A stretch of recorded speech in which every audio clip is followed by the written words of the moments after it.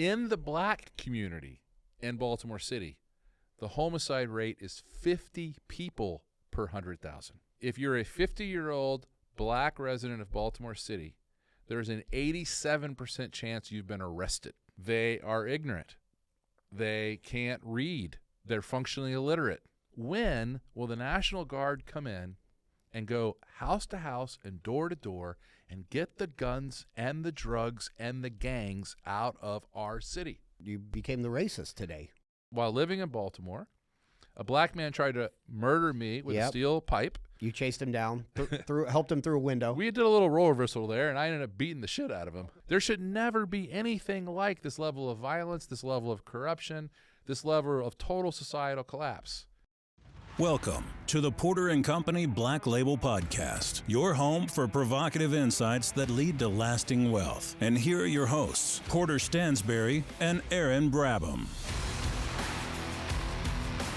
Porter, I made it up here. The 737 MAX didn't have any mechanical problems. I didn't have tires blow out. I didn't die. So that the only thing I've ever asked of you, you know, I'm one of those friends that is low maintenance friend. Low maintenance. Which, by the way, is the best friend, because what's a friend in need? A pest. Yeah. Nobody wants to be a pest. Or by the way, that's mostly a joke. I was going to say. Unless it's a joke, unless it applies to you. And by the way, if it applies to Porter, I've seen this happen time and time again.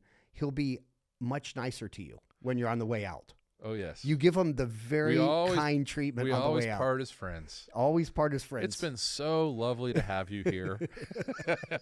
They just kind of get faded out. This is a parting gift. Yeah, so no big delays. Got in on time. I'm staying at the Tree House, which is right on the corner of your lovely property. What do you have, 130 acres around-ish? Over 100. I think it's 131. 131 acres.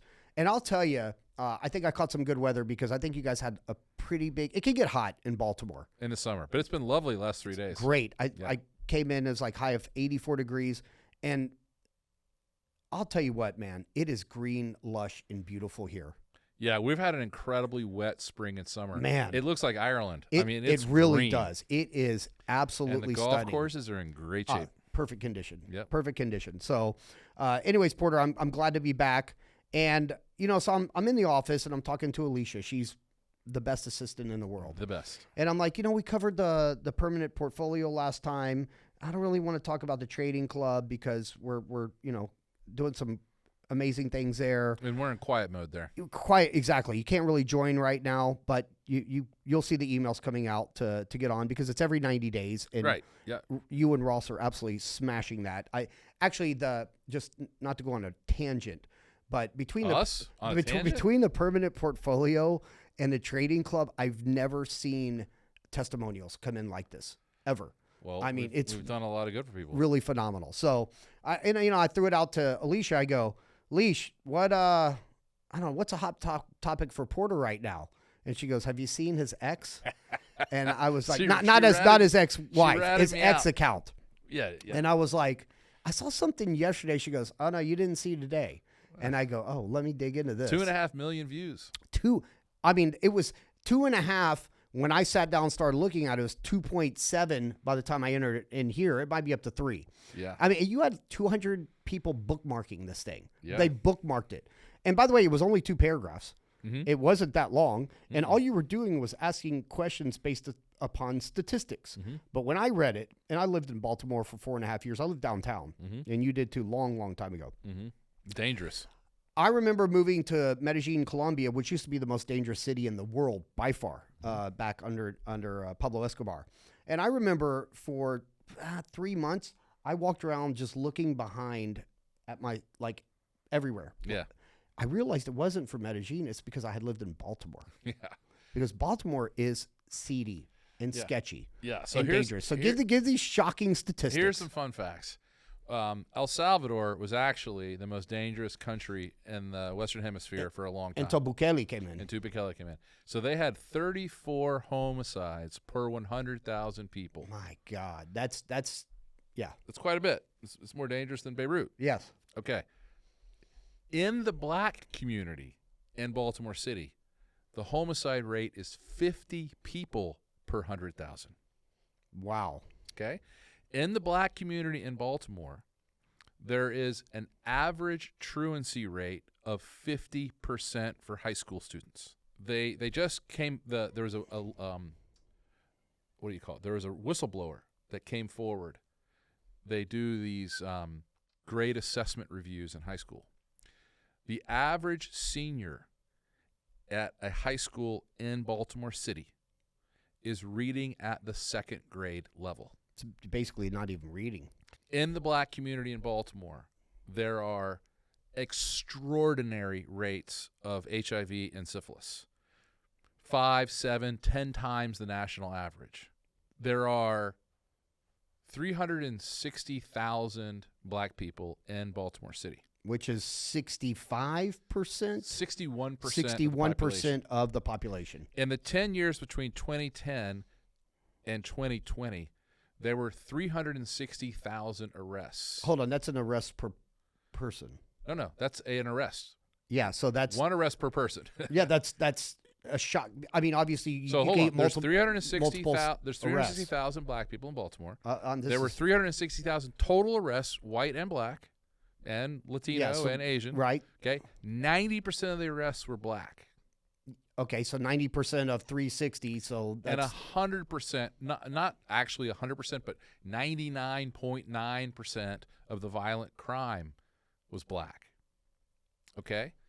And therefore, if you do the math, and by the way, this comes from Grok, not yours truly, if you're a 50-year-old black resident of Baltimore City, there's an 87% chance you've been arrested.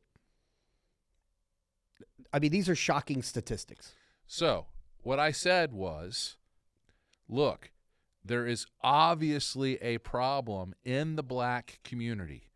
They are ignorant. They can't read. They're functionally illiterate. Listen, not every single person, but at rates that would shock the conscience. Virtually every black person in Baltimore City was born to an unwed mother. 85%. Yeah. The black community is rife with violence and crime, unlike anything else in America. And so what I asked is, these are really, really unpleasant facts, and we're not even allowed to talk about them. Right. So what I want to know is, how do we solve this problem? I don't care how we got here. Right. How do we solve this problem? And when will the National Guard come in and go house to house and door to door and get the guns and the drugs and the gangs out of our city? And what do you think happened on Twitter? You became the racist today. Absolutely. Everyone's like, asking those questions is racist. Yep. You're white. You're just a white, rich, old guy that asking blah, blah, blah. That's basically all it was. Really? Because I have black people in my family, as you know. Yes. Yes. My very best friends in high school were minorities. Yes. I have lived in the Baltimore ghetto. You actually, when you were building your company, Stansbury Research, you lived literally where gunshots on the were. corner of North Avenue and Utah Place, Yep. which is the center of where the Freddie Gray riots took place. Yep. All right. I lived there for almost 3 years. And when I started living there, I would run around the neighborhood to go jogging, Yep. and they would literally say to me, "Keep running, Whitey." Yep. But then after I was there for about a month, they're like, "Damn, man, you crazy." They're like, he is still running. Yeah, and they're like, "Now you're my pal." Yeah, exactly. So anyways, I got along fine. But it's also true that while living in Baltimore, a black man tried to murder me with a Yep. steel pipe. You chased him down, helped him through a window. We did a little role reversal there, and I ended up beating the shit out of him. Helped him through a window. Yeah. I was about 10 years ago, I had an attempted carjacking. Again, luckily I fought back. I had a knife, and they didn't get me. But yeah, I mean, this should never happen in any American city. Ever. There should never be anything like this level of violence, this level of corruption, this level of total societal collapse. And I don't understand why anybody tolerates it. Well, I mean, Republicans are bad, but, I mean, when you vote Democrats in since the 60s or whatever, I don't know how long the streak's been in Baltimore, but it's forever, right? That doesn't help. Yeah, well, there's obviously a codependency there. Right, that's right. We're going to keep giving them handouts and That's right. keeping them dependent and not enforcing And the telling laws. them that they can't And they're level going to up keep and they- giving the kickbacks That's and the exactly right. bribes and there's Yep. right. Yeah, that's a cycle. By the way, you do know that we have not elected a mayor in Baltimore who left office without committing felonies And how long? in 25 years. That's shocking. That's shocking. Yeah, so I think the whole city needs to be taken over by either the state or the feds because this is not working. And that's not something a libertarian says. No. By the way, it would be much better if you just allowed if you allowed a private solution to this matter, it'd be cleaned up tomorrow. It would be. But yeah, since that's not the world we live in. No, because one of the things when I first moved here, I remember, I grew up in Houston. There's rough parts in every city, right? But I remember driving downtown and all the different areas. They purposely put Section 8 housing next to the richest people. So it's literally you have about a 4 or 5 block kind of zone where it'll be rich and then poor, rich and then poor. And I just I found that utterly bizarre. It's bizarre. It creates a lot of tension. I'll tell you what's going on now is there is no one downtown anymore. No. Those buildings are now selling, buildings that cost $100 million to build, $50 million to build. The biggest skyscrapers in town are selling for $5 million. I saw that. I saw a recent Incredible. The Inner Harbor went bankrupt. Like $3-4 a square foot or something ridiculous. Yeah, the Inner Harbor went bankrupt. Everyone's moving out. The population keeps declining, and that's what's going to happen if nothing changes. There'll be a doom loop. The whole city will go bankrupt. Yep. And why? Why is it? Why is this happening? It's happening because there is a very small cadre of very bad actors, and we know who they are. We know where they live. We know what they do. So why don't we address the problem? I mean, it's a great question. It's a great question, and I think sadly, number one, you can't talk about it. Can't talk about it. You can't talk about it. That's number one. You can't acknowledge it. Number two, if you do acknowledge it, you're going to get canceled, right? Yep. By the way, they've already canceled me a couple times. Yeah. Number three, I'm going to say this. Baltimore is notoriously liberal, but even in the county, very liberal. And I think for some reason it's a lot of guilt or they feel pressure. Virtue signaling. Virtue signaling. Nobody speaks out against it at all. Yeah. You will be shunned. You're a member of a fantastic country club here. God forbid you cannot talk about anything. You know what's these interesting topics. about that? I took on the fancy local private school. Yeah, I remember that. About a year ago. I remember that. A year and a half ago. And I got canceled. You did. You definitely did. Yeah. For the 10th time, but you got canceled locally. I got canceled bad, yeah. But now what happens is every time I'm at the club or in other social settings, people pull me aside. Yeah, quietly. And they don't say it publicly, but Right. they go, I just want to let you know, man, you really informed me. I was, I didn't understand what was happening. I'm so glad you talked about it. And, we've been putting on a lot of pressure behind the scenes to get this taken care of. We don't want this either, blah, blah, blah. So I'm hopeful that by just inspiring people, by just focusing on the facts as I find them, just the facts, and trying to make it clear to everybody that the people who have the most to gain by cleaning up our city is the black community. Absolutely. They are living in a hellscape. Yeah, 100%. So hopeless, helpless, in hell. If you read the replies that I got to this post, it's wild. It's hysterical. It really is so funny because everybody wants to say the thing that they think appears virtuous and that's empathetic, And for example, this one guy says, Porter, you need to work on yourself. If you can get rid of the hate that you have in your heart for black people, then you'll be able to just ignore what they look like, how they're behaving, what they're doing. So much projection. And then you'll feel better, and then you can cure your racism. And I'm like, well, look, I think that's kind of insane because when I see someone in a fentanyl stupor I have to assume that they're a drug addict. When I see someone trying to kill me with a lead pipe, I have to assume they're a violent criminal. I can't look at them with a blank slate. I have to deal with what I see in front of me. That's right.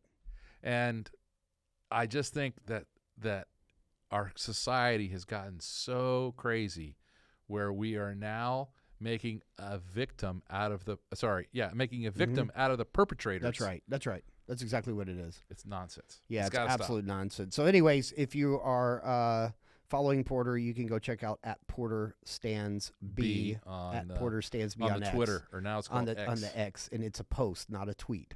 So you can go check that out. Oh, it's a post. That's now. what they call them, posts. That's it. But it's a great.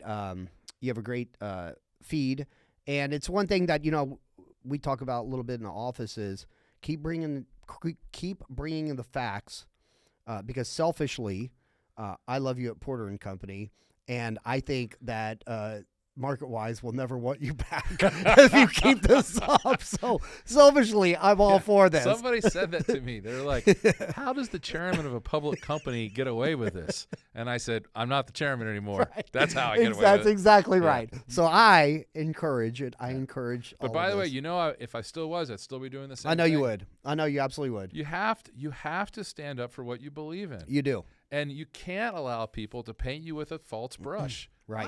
I'm not racist at all. No. I would like to have a clean, safe city for everyone to enjoy. Yeah, it's bizarre that people can't separate facts from color. It's absolutely bizarre to me.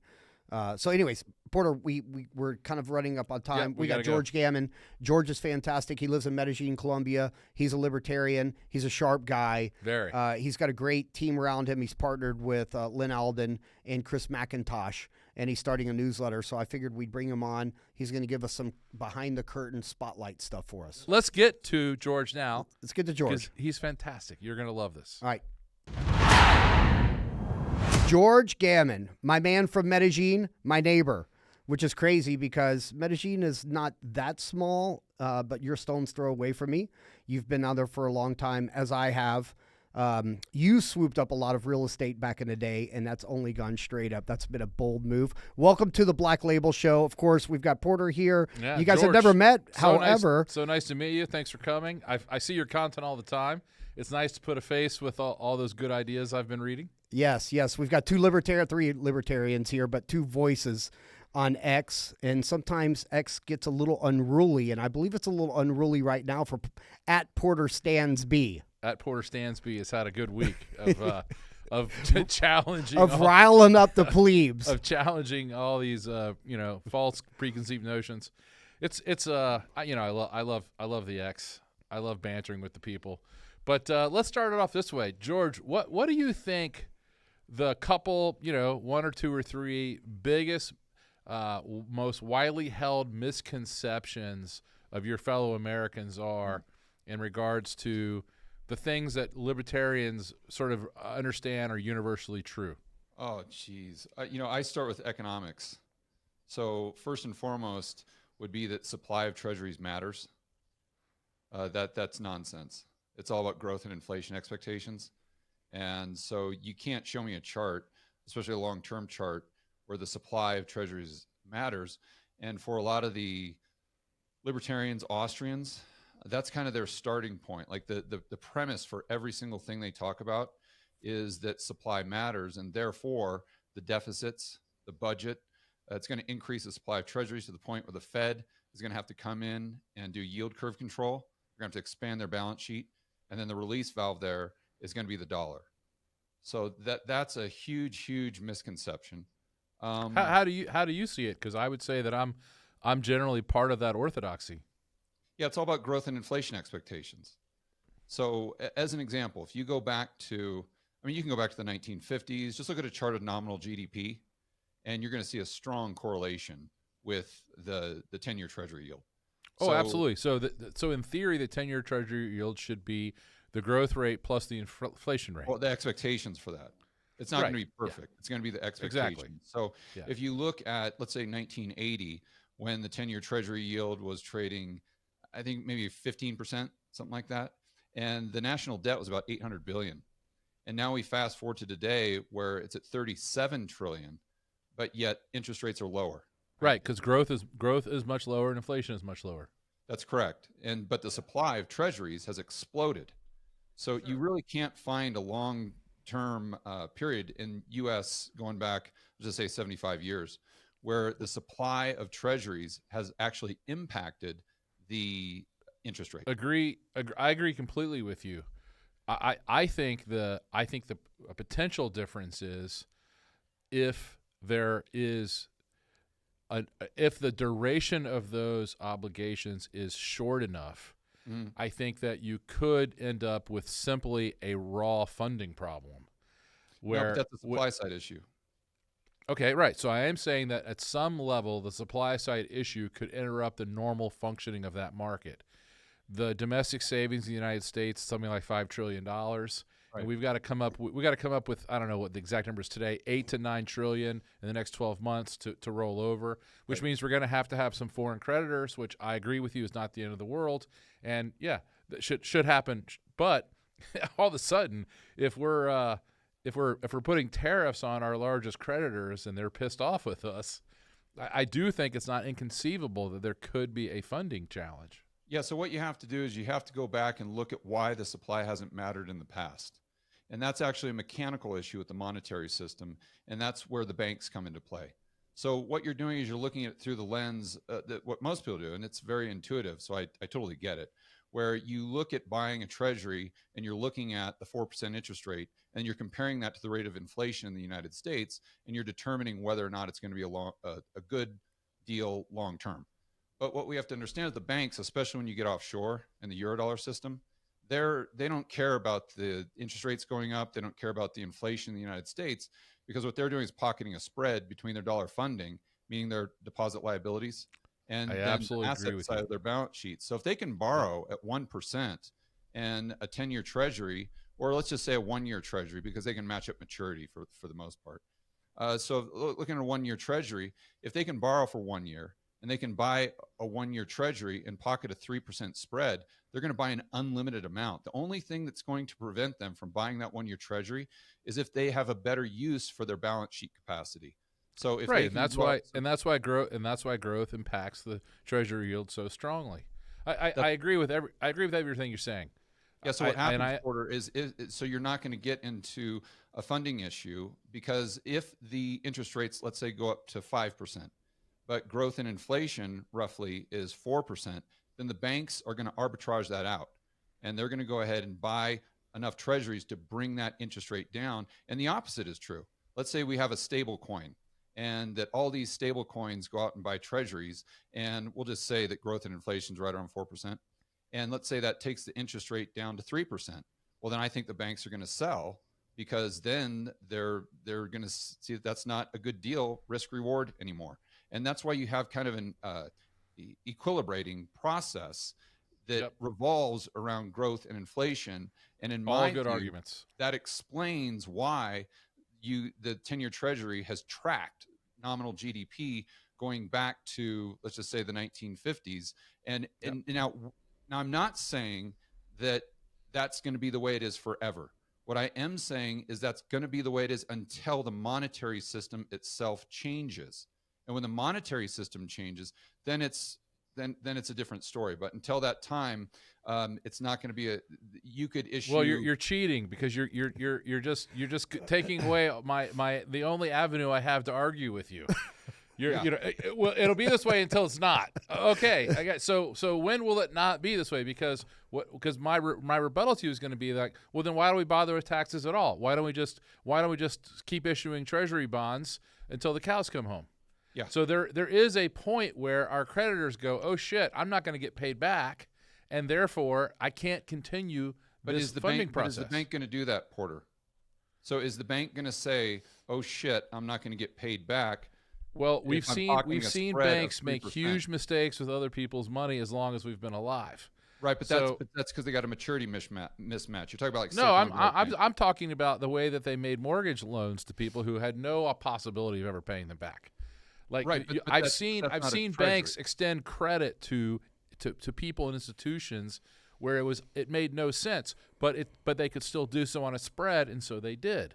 Yeah, so but the big difference there is with the treasuries, you're going to get paid back. Well, okay, maybe, but this is something that this is something maybe we really disagree on, because everybody says, "Oh, we'll just print more money so we won't default." But do you understand how the COLA system works and the impact of the 1975 Social Security law? You're talking about how inflation goes up and then it adjusts higher, so the Social Security payments increase as well? Exactly. So it's a matter of law that happens automatically based on the CPI urban consumer inflation rate, which I understand understates inflation, but it still gets impacted when we did what we did in COVID, which was print $7 trillion and put it in people's checking accounts. Like the result to the increase in the liabilities of the Social Security system was immense, something like 22% in a period of 3 years. Right. So there will be a default, whether it's a default to Social Security recipients or a default to foreign banks remains to be seen. Which one would you bet on? But it's still if you're pocketing a spread, that's not taking your own money. So that's like me saying, Porter, if I gave you $150 million tomorrow, would you take it? The answer would be yes. The answer would be yes. But if I said, well, wait a minute here. What if I give you $150 million over the next year, but the inflation rate in the United States is 5%? Would you still take the $150 million? Well, of course I would. Okay, that's because you're pocketing a spread. And that's the same position that these banks are No, it's in. because you just told me you're going to give me the money. You didn't say I had to pay it back.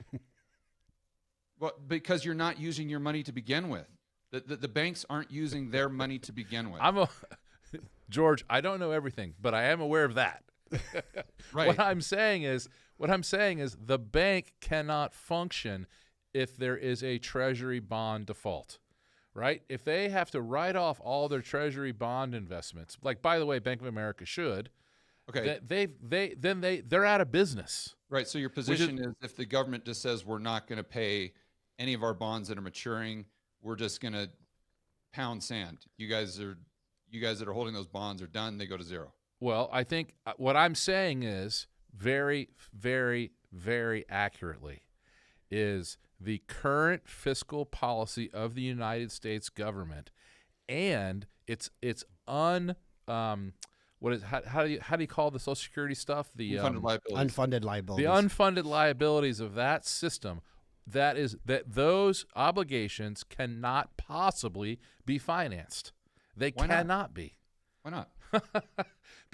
Well, very simple reason. The present value today of the unfunded liabilities. In other words, not what we're going to have to pay someday. What we have to pay today to finance them, okay, is $30 trillion. We're already $37 trillion in debt. Okay. There is no way we're paying that money back. Well, why not? No, not paying it back. I'm not talking about paying it back. Because you're saying that I understand. $37 trillion. I understand what you're saying. We'll just keep printing, and the inflation will make it go away. I'm not saying we're going to keep printing. We don't need to print. Okay. The Fed's balance sheet could decrease. It wouldn't matter. All right. So how do you think we're going to collect enough money in taxes to pay those obligations? No. Well, let me be clear. I'm not saying that we're going to pay off the debt. I'm saying that if you add another $30 trillion in debt to the overall debt because of the unfunded liabilities, we're not going to have a demand problem. We're not going to have a demand problem. Okay, so in other words, if you put onto the Fed's balance sheet the real money that should be there from the obligations of Fannie and Freddie, and you put in the real obligations of the pension system, which should be on their balance sheet too, you're talking about, something on the order of, let's say, 70, maybe another 10, $80 trillion. Right. And if you had to pay an honest rate of interest, I can't do this math in my head. What's 5% of 80 trillion? I can't do that math in my head. 4 trillion. 10% would be 8 trillion. Yep. 4 trillion. Half of that would be 4 trillion. Yep. That's $4 trillion just in interest. Yeah. And again, correct me if I'm wrong, but I'm pretty sure that's more than the collected. That's more than the government's tax receipts outside of the Social Security system. Right. So The I banks, don't. This the doesn't. banks, Porter, But you're, the banks. So, like, Aaron, yeah, let me ask but you a I know. question. I hear what you're saying. You're saying the banks, as though that's some kind of like magic wand that makes this go away. But no one is going to lend to you if you can't at least afford the interest on your debts. That's why General Motors went bankrupt. That's why Detroit went bankrupt. But what do you mean by you can't afford? That's a demand side. What you're implying that you can't afford is that there's not going to be demand for those treasuries. And what I'm saying is that the demand is going to be there because the banks like free money, that the banks aren't going to become less greedy. So if I, as an example, go over to Aaron. So Aaron, if you can borrow at 1% and you can buy at 4% and match up maturity, are you going to buy all 30 trillion of that debt? You're not going to buy that debt if the entity that's issuing it can't afford the interest service. But how can you not afford it if demand is unlimited? I'm talking about the interest payments that must come from the U.S. Treasury. How are they going to get it? They're going to get it by issuing more bonds. And if the demand for those treasuries is there, they're going to be able to afford the payment. George, you've completely lost me. I don't understand the way that you think that that the Treasury can borrow infinite amounts of money simply based on the current spreads. I think that what would happen very quickly is that there would be a risk premium that gets priced into those bonds. But what is the risk? That would drive the spreads away. But if let's just assume for a moment that demand is there. What's the risk? Well, the What's risk the risk is to the bank? the risk is like in every other one of these situations, like at Greece, like has happened in Russia. The risk is suddenly one day the market wakes up and goes, "Oh, that's really stupid. We shouldn't be doing that anymore." Why would the market do that if it's free money, Porter? Well, because it's That not spread is free money, George. That's like saying Aaron's going to wake up, But one only morning if, but saying, only I if don't the want that only if the 3% Treasury. on 30 trillion anymore. I got it, but not if the Treasuries are no longer credit worthy. But you're assuming Because okay, just look at your argument. Why, for example, then don't the banks own nothing but low quality junk bonds? They have a much higher spread.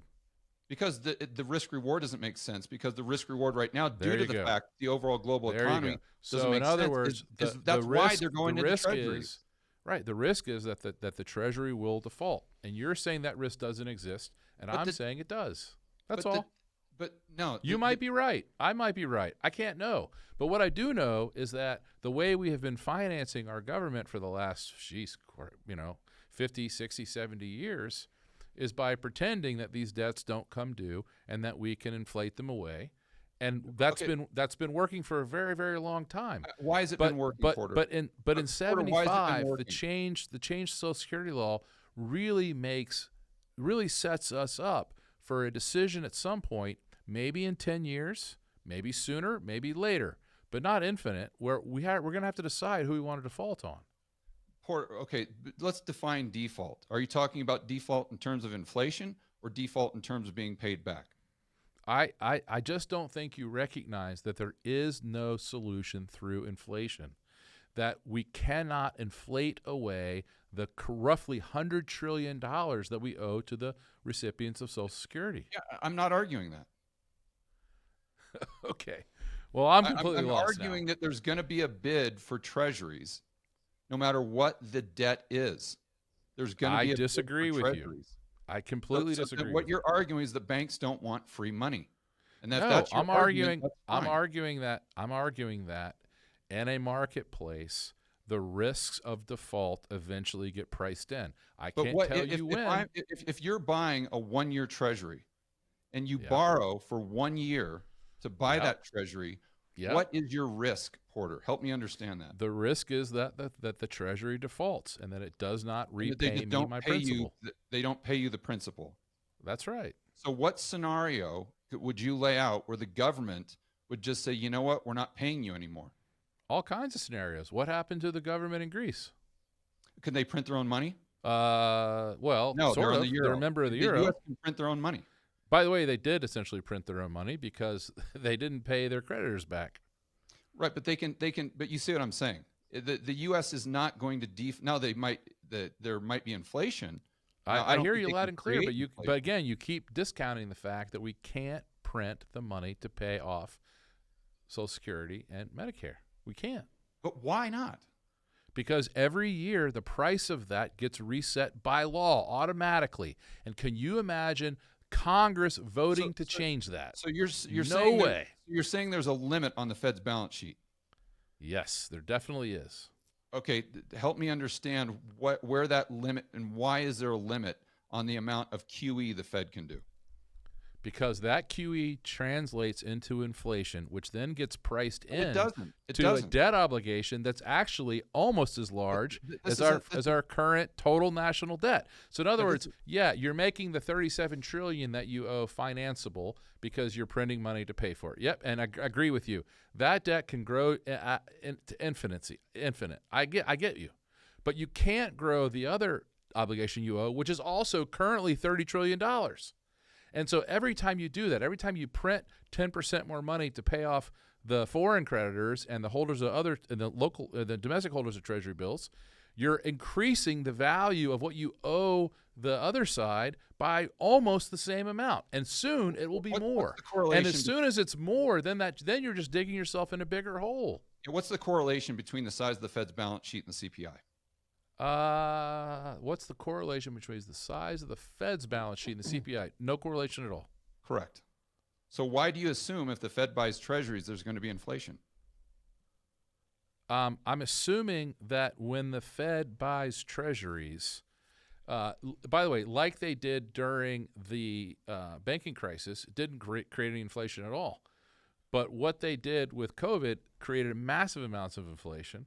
No, because but let's dissect that. Because they didn't just buy banking reserves; they put however much money it was into people's checking accounts. It increased M2 dramatically. Well, okay, but let's dissect that. So, what did the Fed do to increase M2 specifically? I don't remember what mechanism they used. I just know that M2. So, what they're doing is I just know that M2 went crazy. Right, but it went crazy for several different reasons. Number one is people were drawing down their lines of credit because they thought the world was going to end. So what percentage of the 25% increase in M2 had absolutely Well, just imagine if people realize that a default's coming, what they're going to do. Right, but okay, so that's one component, right? So then you look at the Fed and what they did, but then you have to dissect the amount of QE they did and determine if they're buying from a bank or they're buying from a non-bank. Because if they're buying from a bank, it doesn't impact M2. If they're buying from a non-bank, then it does. So it's debatable as to them taking their balance sheet up to $9 trillion, how much of the impact that had on the increase of 25% M2, and then it's even further debatable as far as what that did to inflation because you had a supply side shock. So George, well, let's go ahead and move on to another topic because I don't think we're going to come to an agreement. I don't think so. And here's why I'll tell you this: when somebody tells me that the sun won't rise tomorrow, and they have all the reasons in the world why it won't, I still don't believe them. No, but I do not believe that a government can continue to function with deficits the size of ours and debts the size of ours without there being a default or some other kind of credit collapse. Okay, did Japan now listen? default? I could be wrong. I could be completely wrong. Yeah. So okay, and maybe every other point in economic history is wrong. And no, Japan is not cratered yet because Japan has enormous amounts of domestic savings. They can finance a whole lot more government debt if they want to. But listen, I believe that your premise is wrong. And so, that it hasn't happened yet, that it can technically go on for a lot longer. That's not my premise. Is okay. It's okay. That's with not my me. premise. But I think that most people's idea that the government is not subject to any fundamental credit limit will turn out to be wrong. Okay, that's not my premise. But then B, I'd have to ask you. You could have made this argument in 1985, and people, by the way, the sound money guys, they were making this argument in 1985. They're making it in 1990. They're making it in 1995. They're making it in 2000, 2005, 2010, et cetera, right? So I'm not saying that just because they've been wrong for 40 years that they're always going to be wrong. But what you have to do is if you're that person, I'm not saying you are, but if you are, you have to recognize that your model has gotten it wrong in the past. So then you have to analyze your model and say, what did I get wrong? What do I need to tweak moving forward to where I better understand the situation? And to do that, you have to mechanically explain why, and you would, I'm sure, admit this, that up until this point in time, the debt has not mattered. Why? It's always about growth and inflation expectations. It's not just because the petrodollar. It's not because foreigners are. By the way, I think it will continue to be about growth and inflation. I think that's how these bonds will be priced. But I do think that there will be an additional cost, which is a growing risk premium. And I think that you see that growing risk premium and you see treasuries behaving in a really novel way starting after the bank bailouts of 08 and 09. And I think that's why you saw and continue to see such a big move in gold, such a big move in Bitcoin. I think that there are more and more people beginning to question the entire structure of our government's but tax to be and clear, spending. they haven't moved in a novel way.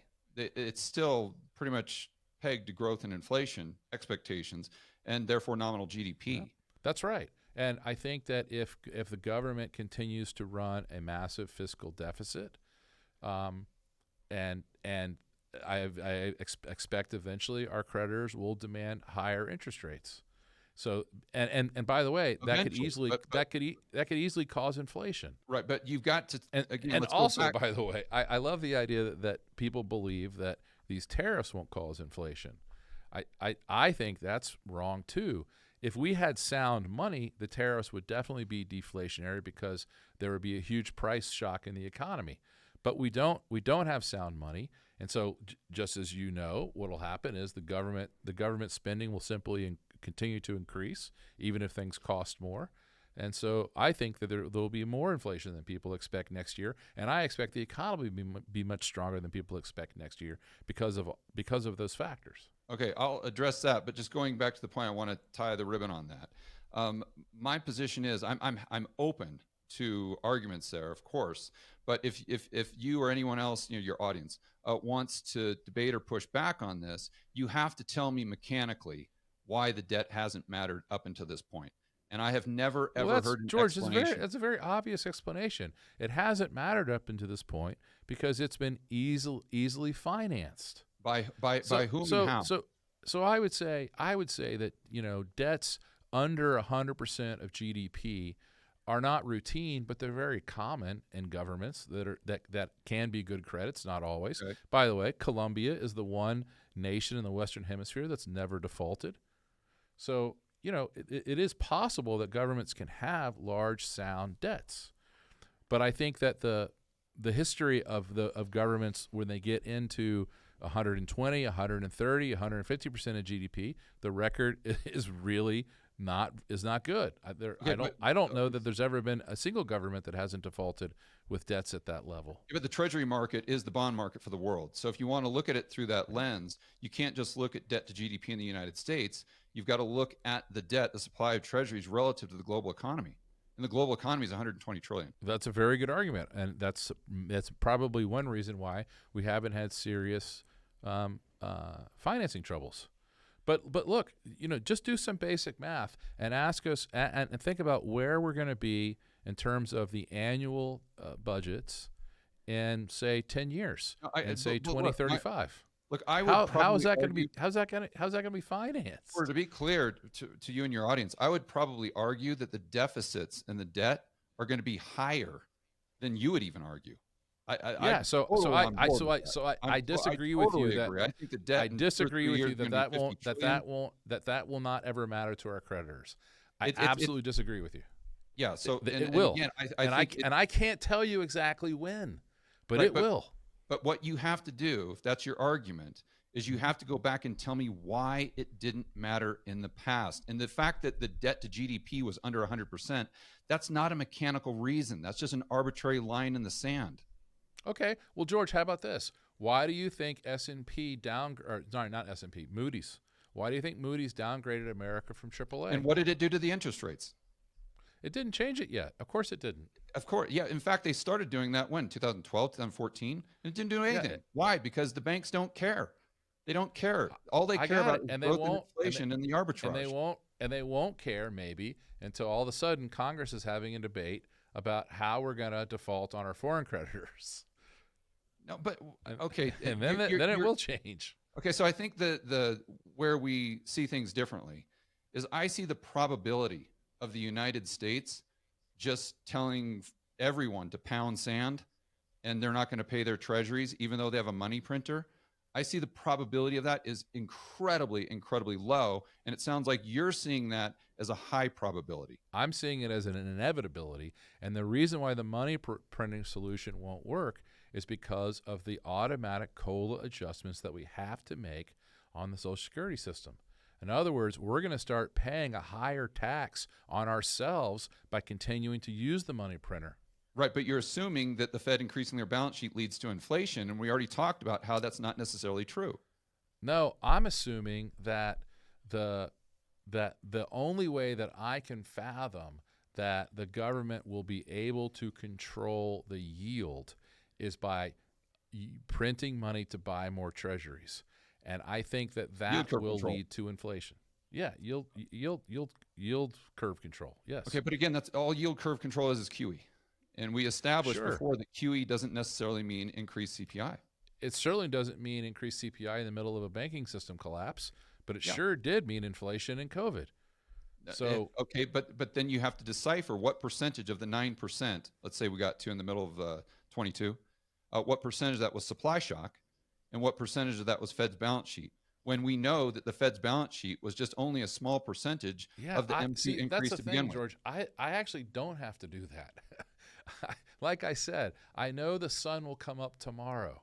I know that if the government behaves in a way that is not creditworthy, eventually they will get their credit called. Right, but I also know that if you do that kind of monetization of debt long enough, there will certainly be inflationary consequences. Well, to be clear, we're not above the laws of physics. Yet to be clear, well, first of all, the sun coming up tomorrow is growth and inflation expectations.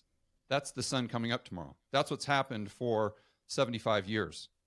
So the sun coming up tomorrow, that's actually my argument. You know, that's I think it's some really great metaphor jujitsu right there. And usually, by the way, that's how I win arguments. Yeah. So I applaud that. But listen, you know, every person who makes an argument should be able to understand what the inverse of the argument is. Well, what you're arguing is that essentially is that our government doesn't have to be creditworthy. Because it sets the world's interest rates and because it prints the money of the world's reserve currency. And I know you're right technically. It doesn't print the world's reserve currency. The United States, the Fed, it doesn't print the world's reserve currency. Now I know what it's like when people try to talk to me. Yeah, but Porter, but seriously. I mean, but George is a bulldog over here. I got it. He's got a view. He's not letting go. No, he's not letting it go. But to be clear, it's the banks. It's the banks outside of the United States that print the majority of dollars, and it's not green pieces of paper. It's not bank reserves. It's simply dollar credit. It's dollar credit. And we're in a global economy of 120 trillion. So you figure there's at least 90 trillion, 75 trillion of dollars that were created by the banks outside of the United States. It had nothing to do with the Fed, had absolutely nothing to do with the Treasury. And I want to also be clear that I'm not saying that the Fed will have to do yield curve control. I'd say they might do that, but I don't think they would really need to, because I don't think that interest rates would fluctuate that much above or below growth and inflation expectations because of the mechanism, which in my mind is why we have seen what we've seen for the last 75 years and why the supply hasn't mattered. Now, I want to make one thing very, very clear. I am not saying that because the United States currently doesn't have a debt problem, that we get a free lunch. I am not saying that. But the problem isn't in the bond market. The problem isn't in the treasury market. The problem is with the government spending. This is what distorts the economy. And this is where the poor and the middle class pay for the fact that the government does basically have an unlimited credit card.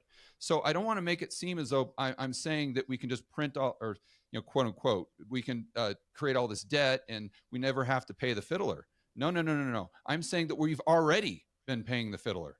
We've already been paying it because the problem isn't the treasury market and interest rates. The problem is in the government spending to begin with and the economic distortions that it creates. Well, there we agree. Yeah. All right. That was And by the way, kickoff. the very beginning of this was supposed to be like a much softer question, which is, what are the things that libertarians understand that most other people don't? And I was going for like, the idea that we can just let people not repay their student loans, which is, we're just going to be nice to them. And of course, that doesn't work. Somebody has to pay those loans. And if it's not the people who borrowed the money, then it ends up being the taxpayers who have to pay it or they go to jail. And so that doesn't seem like a very good moral choice. Yeah, but I think on that question, I think where I really consider myself a libertarian is my default for politicians is they're scumbags. They're the dregs of society. And but I think that's almost mutually exclusive to libertarians. Sociopaths. Because what I've seen is, I'm not going to name any names or any publications here, but in the Biden administration, it's just, the government sucks. The numbers are rigged. We're having hyperinflation. We're having all these things. But now that their team is in power, they want more of all that. Exactly. Yeah. It's like, And by the way, so funny. We want to know all the women that Epstein prostituted and all the men that slept with them. No, we don't. That's just a hoax. It's a hoax. Democrat hoax. Exactly. And where I love libertarians and why the only politician I've really ever liked was Ron Paul. And I had the fortunate privilege to have him at my financial conference down in Houston. But the one thing, or there's a lot of things that libertarians get right, but the one thing I always respect them for is their principled approach. Right. They don't change their opinion based on an election. It's principles. If my guy that I love wants to increase the deficit, but yet that's not my principle, then I'm going to disagree with that. And where I really had to learn this was during COVID, because I remember I just started my YouTube channel, and the first video I did was late January of 2020. And I was listening to my really good friend, Chris Martinson. I know you've had a back and forth with Chris over the years. That's Mr. Peak Oil. Don't forget. Yeah, that's right. I know. And another good friend of mine, Eric Townsend, who runs the Macro Voices podcast. They were talking about this. So I started doing some research. I'm like, wow, this is something that we need to pay attention to, with the R naught value and everything. Yep. So I did a couple videos on that. And then as the data came out, it started to become more concerning. And at the beginning, nobody knew what was going on, right? Mm-hmm. Do you wear a mask? Do you not? How bad is this thing going to be? Now, once the data started coming out, it became obvious that it wasn't as bad as people thought. But no one would retract any of that fear mongering. Yeah, but in that first month, I was just like, I don't know what's going to happen. And I've felt a responsibility because at the time I had I don't know, maybe 100,000 subscribers or something like that. And I remember someone was interviewing me for a podcast, and we were talking about this and then the lockdowns. And they said, well, what would you suggest? And I'm like, it was a very difficult question for me to answer. And I said, what I have to do is I have to default back to my principles. And my principles as a libertarian is to give everyone the information that you have. So the government. Give them as much information as you can give them, over-disclose, and then let them make the decision themselves. If they want to lock themselves in their basement, so be it. If they want to open their school, if they want to open their business, if they want to take whatever risk it is they think they're taking, Let them do it. And that turned out to be obviously the right call. It's And always I know the right call. Yeah. And it just goes back to, you may get rocks thrown at you in the short run if you stick to your principles, but over the long run, I think it's almost always going to be the right decision. It's always the right decision whether they throw rocks or not. I had a very similar experience at that time. One of our big writers at Stansbury Research was Whitney Tilson. And Whitney Tilson went full authoritarian, and I had many long discussions with him explaining. I had a little more data later. I think the best data really started coming out in about March and April, looking at wastewater studies, looking at what happened on the cruise ship in Hong Kong that went to Tokyo, looking at what happened on one of the Navy boats where it broke out. And so, on the Navy boat, you had something like 280 people or something like that. They all got COVID and nobody died. Right. And I was like, huh. And then the other data point that I thought was really significant was even on the cruise ship where everyone was old, many people got it, but only a couple of people died.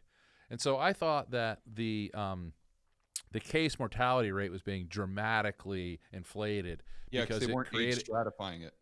Yeah, they weren't age stratifying. They wouldn't tell anybody that the only people that were dying were like in their 80s. It had 4 comorbidities. And were obese and had pounds. Yeah. Yeah, exactly. Yeah, no. So there was just a whole bunch of things that were red flags for me. But the biggest red flag for me, and this was very, very early. This was in late February maybe. Was I discovered that there were cases on Tierra del Fuego and in the Falkland Islands. And the Falkland Islands are about as far from anywhere in the world as you can possibly be, but still be on Earth. Right. And my thought was, if it's already in the Falkland Islands, what it means is it's everywhere on Earth, and it's probably been everywhere on Earth for a long time, months, not weeks. And if it's an airborne virus and it's been around the world for months, locking everybody in their home isn't going to make one whit of difference. Yeah. So, anyways, these are fun things about libertarian philosophy, and well, it's why I resonate so much. I don't like to put myself in any political party, but boy, I really resonate with their whole message. And some of my favorite people on earth are Ron Paul, Tom Woods, and Bob Murphy. Yeah, all good people. I got another quick, a good. I don't know how to explain this. Like a good why America's political system is failing point for you. Do you? And I can't remember his name, so this might take a minute. Someone might have to get out a cell phone. Do you remember who the congressman who took over Ron Paul's district when Ron retired from the House? No. He was the Republican speaker, and he was the most corrupt congressman we had in America in a very, very, very long time. I can't remember his name right now. Somebody Google that for me. Yeah, turn my phone on so. Anyways, the point I'm making is if that electorate went from electing Ron Paul to voting for this clown, right? What was his name? Gosh, why is this taking me? Why am I struggling so hard for this? Anyways, my brain goes. Another area where I really resonate with libertarians is, or most of them, is their ultimate solution is reducing the size of the federal government. And this is what we have to do, whether we're talking about treasuries or money printing or whatever it is. If we want to, and at the end of the day, I think we have to ask ourselves, what is wealth, right? Because so many people think that wealth is money or wealth is currency units. So the more money I have, the wealthier I am. Not really. My view is it's always been about goods and services. So if you're on a deserted island or something like that, you have a bunch of money, you're still poor because you don't have any stuff. And, during COVID, we're all locked in a prison, by the government, and we didn't have access to a lot of goods and services. So even though our portfolio was going up, I felt a lot poorer, right? So we have to realize that goods and services, that's what determines the wealth of a society, is access to that. So if we are creating more and more government, right now, I'm sure you guys realize that government spending as a percentage of GDP is like 50%. Like when you consider local and state. So you got to think about that. How inefficient is our economy due to the fact that half of it is basically the DMV, right? Yeah. As far as its level of inefficiency. And if we could get that back down to, let's just say, 5%, or where it was in the late 1800s, early 1900s. So the private sector was 95. Think about the goods and services that we would be creating and how that wealth and that purchasing power, even though the money might not be going up, would accrue to the poor and middle class. It would just be amazing. George, think about it. I spend now on the marginal rate about 54% of my income every year in taxes. So taxes are my family's largest expenditure by an order of magnitude, right? If I had access to that capital, am I going to eat more steak dinners? Am I going to buy another house? No. I'm going to invest more capital in building a business, and I'm going to invest more capital in the economy. It's going to lead to way more opportunity. This is very obvious to people like you and me, but other people just don't think about it. They're like, make the rich pay. Okay, well, if you want the rich to waste all their money, go for it. Yeah, it's not going to help you. And to your earlier point, it's just going to lead to stimmy checks, and then that's not going to increase goods and services. So then the only thing you're going to do is have a price adjustment, which at the end of the day isn't going to make anyone any richer. It's just actually going to make people poorer. Of course, and that's one of the fallacies that underlie my objection to universal basic income. Mm-hmm. By the way, I can't say I remember the fellow's name. I use Grok, but I'm talking about Tom DeLay. Oh, Tom DeLay, yeah. So Tom DeLay was an terrible, utterly corrupt congressman, and he took over Ron's district when Ron retired the first time. I think that was in 1985. But the more power they get, Porter, the more corrupt people you're going to have.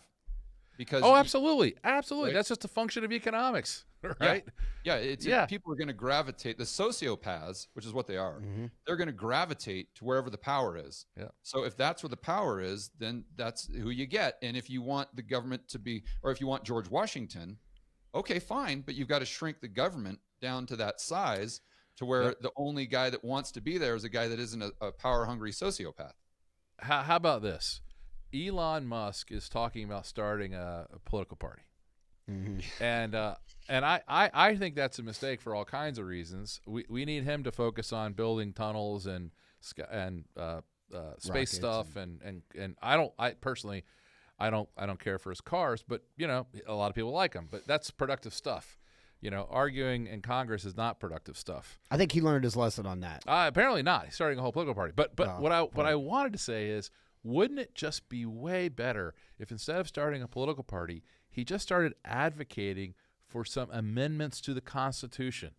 Because changing who sits in that body is not going to change the problem.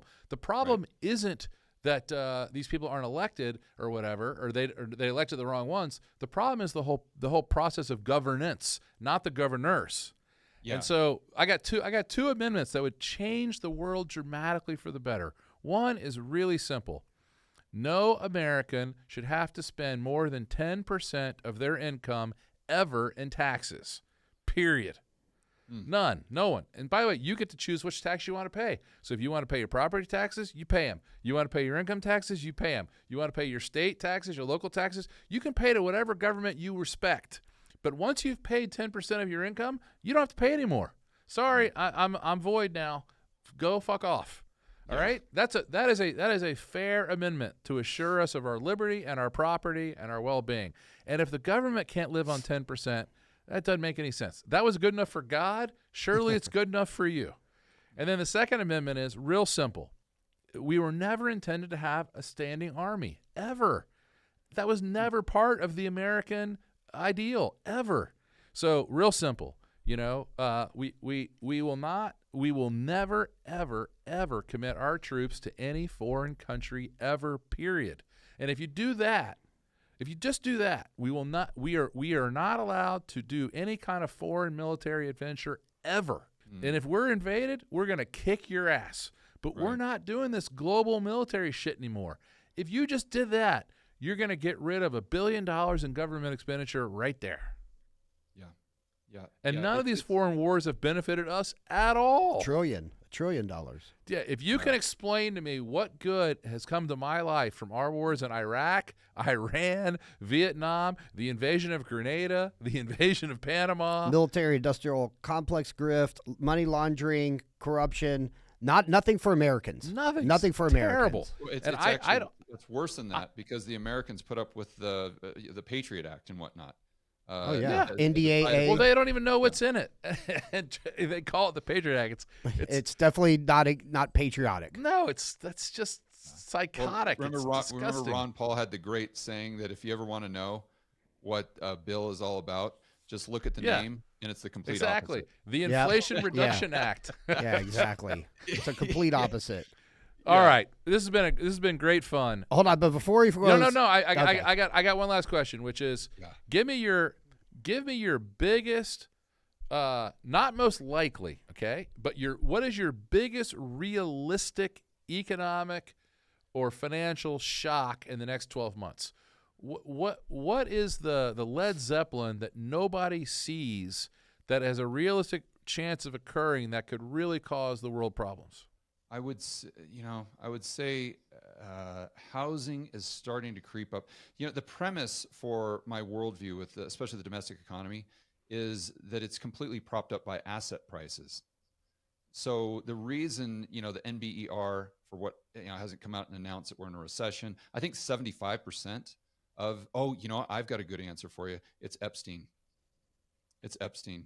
If let's say the gal comes out and spills the beans, and then Trump releases everything, and we see that it's all about the deep state, and that they've been using, let's just say, minors to create leverage for these global elite, so that they can, control them to a certain degree, and that plays into a lot of the Western governments. I just talked to Robert Barnes about this yesterday. And I think that you would have the social fabric of Western society completely break down, which would lead to extreme unrest. And I think that would be my black swan in the next 12 months. Ooh.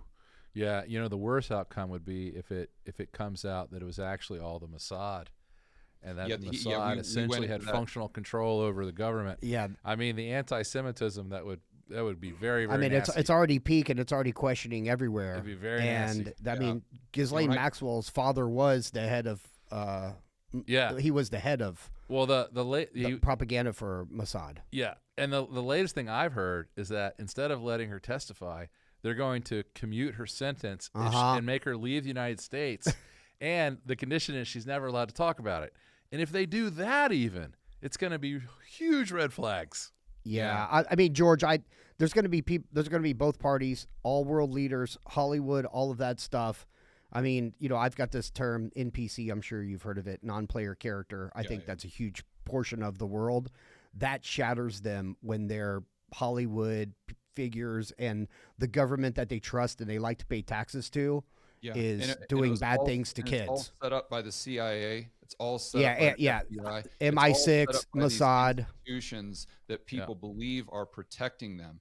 And if those institutions turn out to be effectively pedophiles, that are they're doing that completely exploitive of everyone. Right. Yeah, just to exploit world leaders and to get them in a compromising position. And this has been our MO for the last, 20 or 30 years. I think people just completely, rightfully so, lose their mind, but they get the torches and pitchforks. Because don't you think that point, what do you have confidence in? Nothing. Well, don't you think, George? You shouldn't. You shouldn't. Have any don't you think, George, that's part of why Trump is in the position that he's in, or he could be playing that card of I just hope this thing goes away, understanding that it's the Barbra Streisand effect, or you're pushing the ball underwater. But if he knows what's in there, and they all know what's in there, they know that releasing that causes this. It causes the fabric of society to completely fall apart.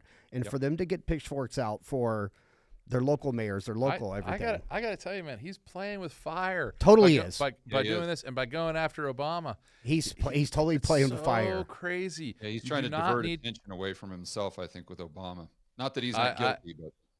I don't know who's guilty of what. What I'm saying is it's not good for Americans to try to imprison former presidents. It's a bad idea, right?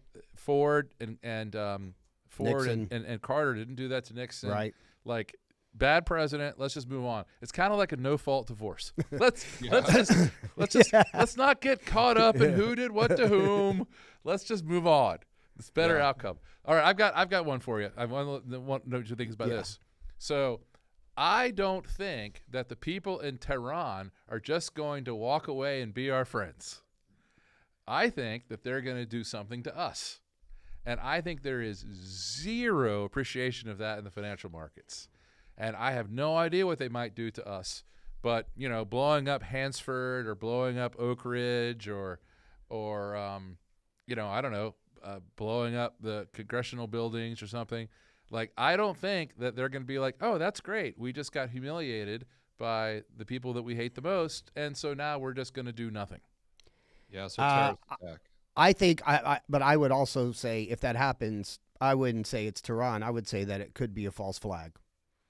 I think it could be a total setup by Israel to get us involved deeper just to be clear, into Iran. That's not my No, that's fine. That's not my likely outcome. No, that's fine. But I think that's what I think. I think that we are I just don't think they're going to walk away, and I don't think anyone's thought yet about that what Ron Paul used to always call blowback. Yeah. You know, sure, you can do whatever you want to these countries, but that's just going to make them hate you more. You know, when we firebombed Tokyo and we killed outrageous numbers of people, they didn't quit fighting us. When the Germans bombed London, they didn't quit. It's like this idea that you can win a war, which a war, of course, is more than just a battle. Right. Sure, you can win a battle with air power. There's no way you can win a war with air power, and we haven't learned that lesson yet. I think the more dangerous situation, personally, here's what I'll put my money on. Quit sending weapons to Ukraine. Oh. Quit funding. You want to talk about poking the bear? Yeah. That's literally poking the bear. By the way, how many things now has President Trump said that he was going to reverse doing that the Democrats had been doing that now he is doing? Name one thing that he's stuck to that he's actually doing. That's the problem. We're going to end the war in Ukraine. No, we're not. We're going to keep funding it. We're going to fund it. Yeah, we're going to release all the Epstein files. No, we're not. We're not going to have any wars in the Middle East. Drop bombs on Iran. We're going to hide them. Yep. We're not going to have any more wars in the Middle East. Yeah, we are. What are the other big ones? The big beautiful bill. We're going to cut some spending. That's right. Doge. Yep. The Doge is going to reduce the Doge is going to but nothing happened. Literally everything. Surprise. We're going to release the Epstein files. Yeah, I think you guys just don't realize he's playing 5D chess. That's what all the Q-tards say. 5D chess. That's the blowback. Whenever you make a point like, wait a minute, didn't Trump just say yesterday that he wasn't going to do this? Now he's doing it. Oh, 5D you don't chess. Get it. He's playing 5D chess. Sure. Yeah, it's absolutely absurd. Well, George, real quick before you go, and I do love the conversation, Porter. I don't know if you know about his. George decided to really take on the newsletter industry. Oh, cool. So he's been a great personality for a long time. He has a huge following. He's got he has huge over following. 500,000 YouTube subscribers. As you know, he's a very smart guy. Obviously. So he's recently decided, you know what, I'm going to get in the newsletter world. How hard is the newsletter world, Porter, from your experience? Well, I would say that it's complicated. I would say that there are very few people that are successful for very long. Yeah, so Porter have any George, experience in the newsletter business, Aaron? I don't know maybe about it. a little I'm bit. just guessing. Overnight success 25, 30 years later. So George has started his Rebel Capitalist Pro. Now here's where he's smart.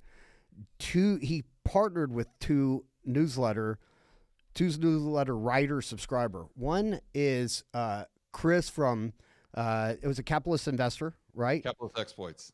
Capitalist Exploits, Chris McIntosh, which you've read, which is very good. The other one is 800-pound gorilla, BJJ black belt, Lynn Alden. Oh, my God. Lynn is a genius. Absolute Nothing genius. stops this train. That's brilliant.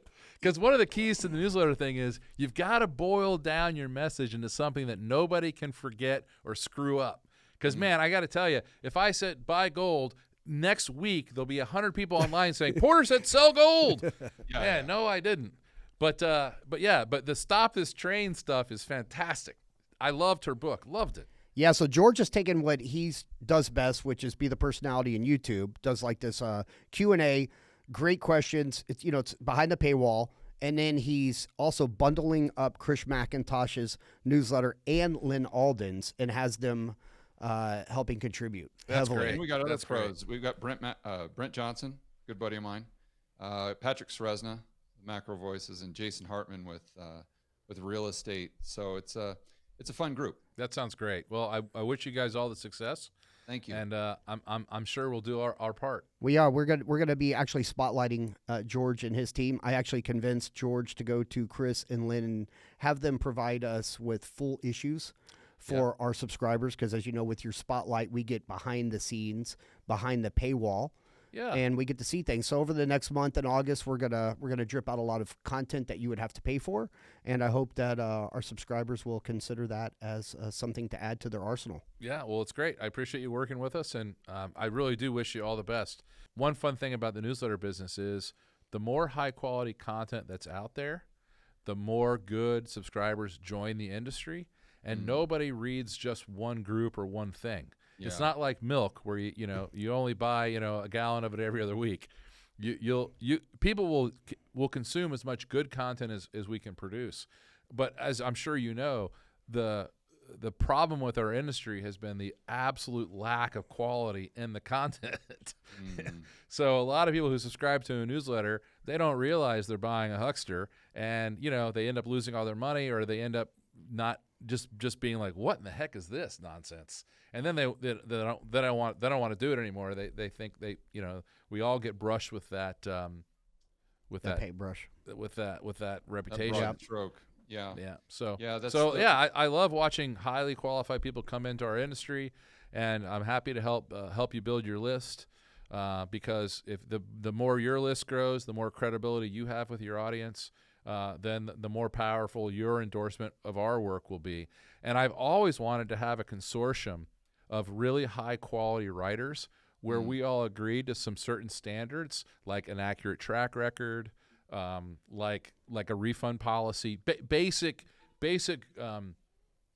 good housekeeping, seal of approval things, and then have somebody be like, okay, great, we're renewing your seal of approval because you've met all of our standards. And then that way, if you had that in your promotions and in your content, people would be, okay, these are legitimate people. I can feel safe doing business with them. It's a great idea. And then refuse to give that seal of approval to people who write nonsense. They all have report cards. Yeah, they have to have honest track records. Audited. Right, and their promos can't just be ridiculous lies. Yep. So you just have a kind of a clearinghouse. I don't know, sort of like a Moody's or I love it. or a Morningstar for the financial newsletter world. PSG. Yeah. Or yep, Yeah, that'd be I'm sure great. there's going to be a great free market solution there. That's right. Yeah. All right. Well, George, listen, I had a great time. I know we'll talk again soon, and thanks very much for your time today. Likewise, guys. I appreciate the invite and a fun conversation. Can't wait to do it again. All right, Porter. Well, George Gammon, that was interesting. That was fun. He's a good dude. Yeah. Very smart guy. Very excited to see his newsletter content. Yeah, me too. I mean, partnering up with Lynn Alden is like, man, I don't know how he got her, but that was smart. Really smart. Yeah. I'm a little jealous. She's a terror. I mean, and I mean that in a good way. Oh, of course.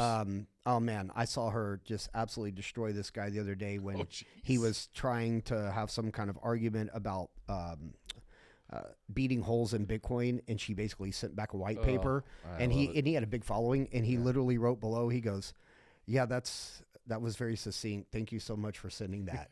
And that was it. He was done. Have you seen that? Have you seen that video that's been around X this week? I think President Trump actually retweeted it. It's some policy wonk explaining to Congress why Bitcoin is so valuable and important. And for people who don't know anything about Bitcoin, it's really a really great, succinct explanation. It's a great explanation. Yeah, Fantastic. Maybe we can link to that at some point in the show notes. Yeah, that's a great explanation. Actually, we're trying to get that guy for our conference. Ooh, that would be really good. This fall. Yeah. Yeah, and then recently, Trump, his LLC or whatever, they just bought $2 billion of Bitcoin, so he's in. He's actually now like the 5th or 6th largest holder of Bitcoin or something like that. You've got MicroStrategy, and it goes down, but he's like top 10 overnight. Boom, just like that. So yeah, Bitcoin's getting. It's been exciting. It's getting exciting. So Porter, by the way, I would love for anybody that's a listener that's not part of the Daily Journal to please add their name so that they can get the spotlight, because we send the spotlight to our entire list. And as I said, Porter, your idea of the spotlight was, let me take a step back. In this industry, one thing that we don't do much, hardly at all, but most of the industry does, is what they call affiliate marketing. And what affiliate marketing is essentially taking other publishers' offers and sending them to your list to monetize. Right. It's just advertising to your subscriber base. And then they pay us a fee when they get a subscriber, essentially. Well, a lot of financial publishers, their model is mainly selling other people's offers because it's a great source of income for them. Yeah, and I'll tell you what I think where they go wrong. Where they go wrong is they are part of these industry-wide marketing groups. And what'll happen is they get an email in the morning and it says, hey, I've got this promo out. It did X, Y, and Z to these lists, which means it's valuable. It's pulling, as they say. Yep. And send it to your list. And the writers actually don't even bother to read the promotion. Don't have any idea. They don't have any idea what the quality is of the product that's being offered. They just know that it has usually an absurd promise or something in the headline. Make $20,000 by next Tuesday. And they know that will, unfortunately, lead a lot of gullible people to click on it and pay for it. That's right. And then they'll get their marketing cut. And so that's generally how people go about doing things. And as you know, I didn't want to do that. No, not at all. And, even for 2 years, we didn't do it. We started it this year, but we're very careful. I'm actually the vetter. So if anybody has an issue, you can certainly get mad at me. But explain how we go about our affiliate marketing. Yeah, absolutely. Well, number one, we know exactly who the people that we're promoting. Jim Rickards. Right. He's great. He's got a great track record. We only He's an promote expert. people that I know personally. Mason Sexton. These are the people. We hand select them. We only promote people whose work I know is credible. That's right. And we only promote people when we believe they have something important to tell our audience. Not all the time. Not all the time. And then what we do is we take the key message and we give that away for free. Exactly. And that's why you wanted to create the spotlight. And at first I had to wrap my head around it. So the spotlight is basically, what is Porter reading or interested in, and what is the big idea, or whatever the case is, or somebody he believes in that he wants to promote. And you will look at the product. You will do a deep dive. You will take a look at it. And that's essentially what we're doing with George, with Lynn, with Chris McIntosh. Yeah. Is like it's you, when you described it to me, it made sense, but I was like, are they willing to play ball? Because you're saying, hey, open up the curtain for the paywall. I want to get behind that and get something of substance.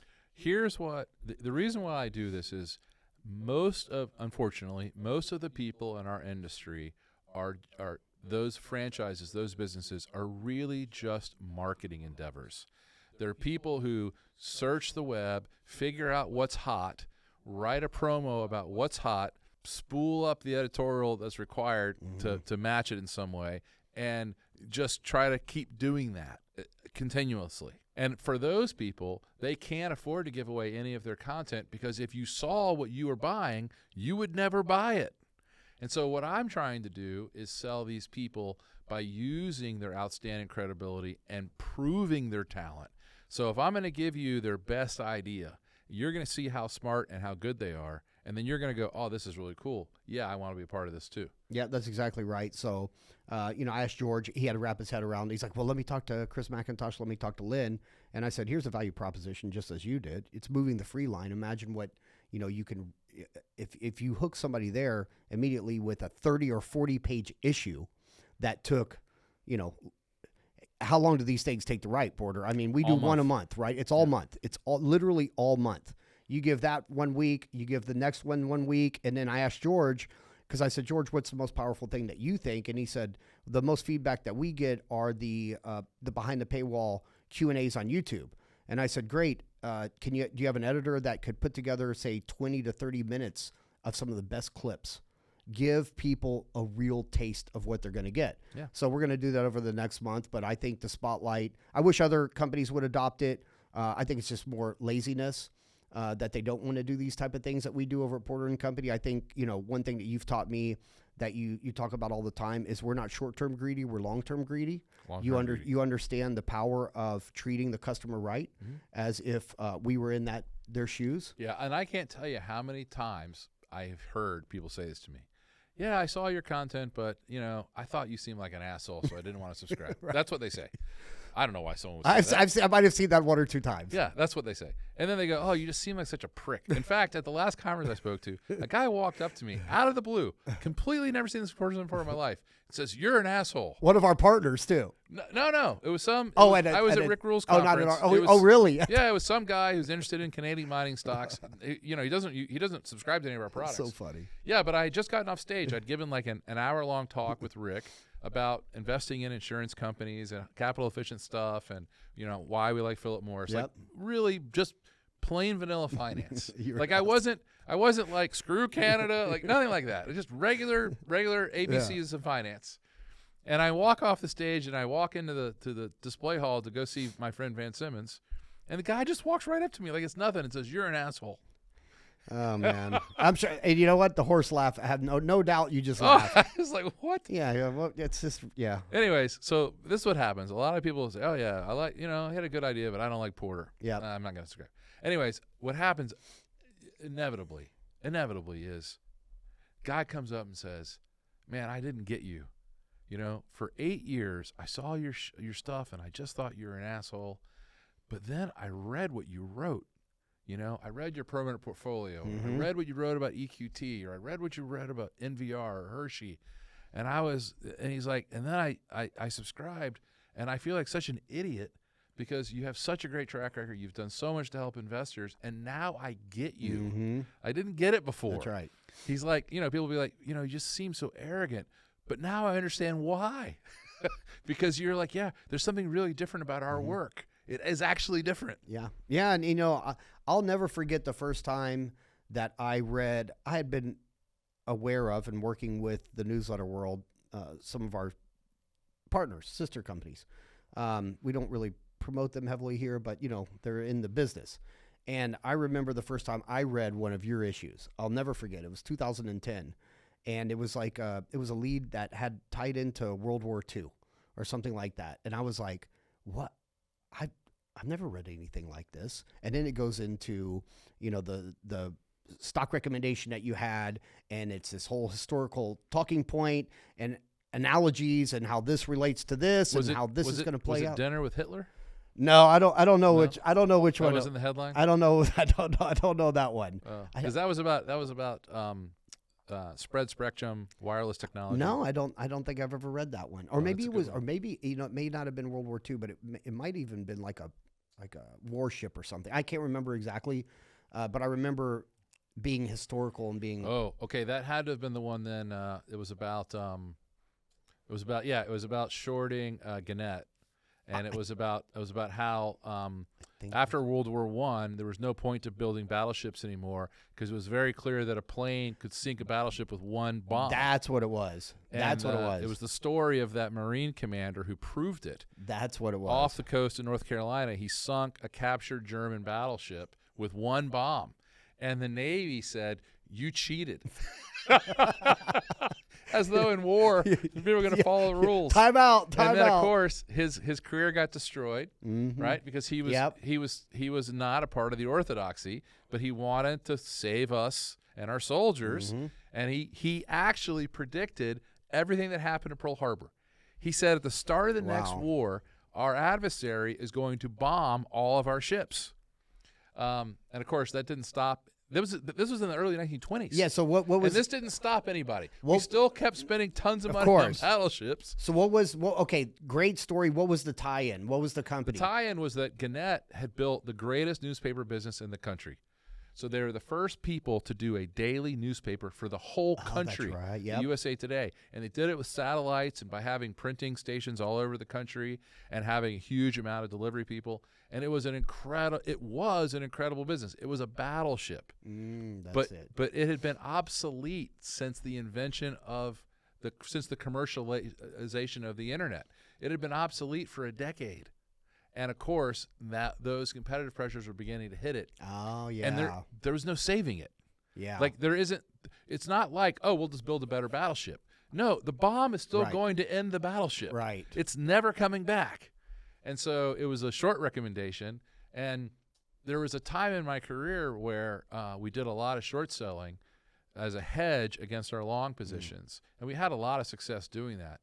I haven't really been able to do that lately It just goes straight up. because there's just been so much inflation in the Right. financial markets. And I found another way to hedge. We've been hedging with gold. Mm-hmm. But it's not. There will come a time when real interest rates are a little bit higher, when investors are a little bit more skeptical, where we'll be able to do that again. Yeah. Yeah, but that was a fun issue to write. Yeah, that's exactly what it was. I remember being absolutely blown away. And real quick, same thing with Arez, right? We told it a couple of episodes ago, but him finding your lead essentially on the Copy machine. Kinko's copy machine in New York. Yeah, Like that, on Park Avenue. and him reading that lead literally led him to calling you, and you guys have been working together for over a decade. That was shorting Fannie and Freddie. Yeah, exactly. So pretty amazing stuff. So anyways, if you're not a full-fledged member, please go to portersdailyjournal.com and add your name and get a taste of our daily, which actually puts out phenomenal content. Yeah, I mean, it really does. I've done a couple of really innovative things, new things in this industry. The most innovative thing probably was the whole idea of just joining as a member and not having to renew every year. That was a big innovation for the industry. I think the thing that I did that it was the best was that I was the first newsletter publisher who realized that our product wasn't our editorial. Our product was our marketing. Why? Well, because you might have a good subscriber base. 50,000 people might read your newsletter every month. But if you're doing any substantial amount of marketing, 500,000 people are going to see your marketing. Mm-hmm. And so your brand is created by your marketing, not by your editorial. And so I started insisting on having extremely thorough editorial-led marketing packages. And I can't prove it, but I think that what that has done over time is bring us more and more qualified subscribers. So, Which always go. By the way, the other day I turned on CNBC for the first time in years, literally, just over at the Treehouse. yeah, Guess what? Back-to-back 2 long-form commercials I got. from Stansberry Research. Whitney Tilson and Whitney Chaikin. Tilson and Chaikin, Back to back. And that was your idea. Yes, it was. When you were chairman and CEO recently, Yeah. your idea was because we want to find better quality subscribers. Right. Real investors. Yeah. Do you have any results on that? Have you talked to the CEO over there? Do you know how Well, that's going? Because I'm I thought only- they were pretty compelling. I'm only the largest shareholder over there, so they don't tell me anything. They keep you out of everything. course. So have you had any initial results on any of that? Because it's a I- QR code. So you it's know, real easy. you know their marketing director. Yeah, I do. You know him well. Yes. He's been a friend of mine for 25 years. Yes. He won't tell me. I'm going to try to get it out of him. That's crazy. Well, you That's know what funny. you know what he does. He won't like directly not tell me. Yeah, he's very good at He's skirting. like, oh well, yeah, it's working okay. Yeah, we're trying to You work on some. know, We're yeah. optimizing it. We're doing some And, tests. yeah, I'll get some more data next week. I'll send it to you. Yeah. Yeah, I got you. Okay. Well, So, anyways, I think if I held his feet to the fire, I could find out.